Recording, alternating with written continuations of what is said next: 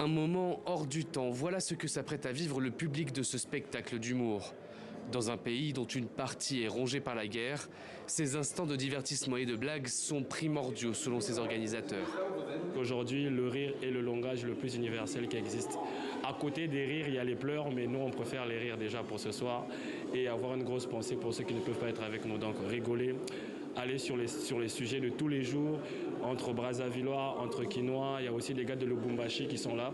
Donc en tout cas, les deux Congos s'amusent sur un même terrain. Les uns après les autres, les 5 humoristes de la soirée présentent leurs univers.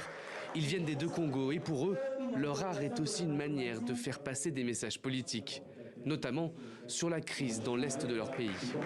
L'homme est une blague, une grosse blague.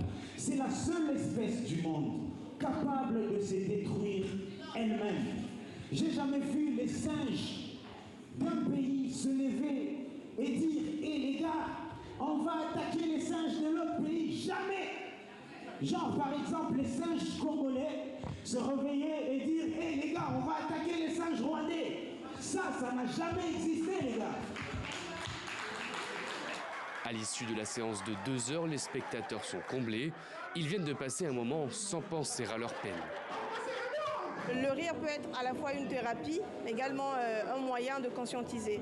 Et donc personnellement, sur le plan psychologique, ça m'a vraiment aidé parce que ça m'a aidé à déstresser. Il y a plein de choses qui se passent pendant la journée et on prend son temps pendant la soirée pour se distraire, pour se divertir, pour se détendre. Ça permet quand même de s'échanger d'idées et c'est quelque chose que l'on aime bien faire un peu souvent.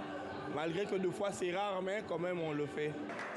Une soirée couronnée de succès avant de se retrouver dans quelques mois pour un deuxième spectacle, de l'autre côté du fleuve Congo cette fois-ci, à Brazzaville.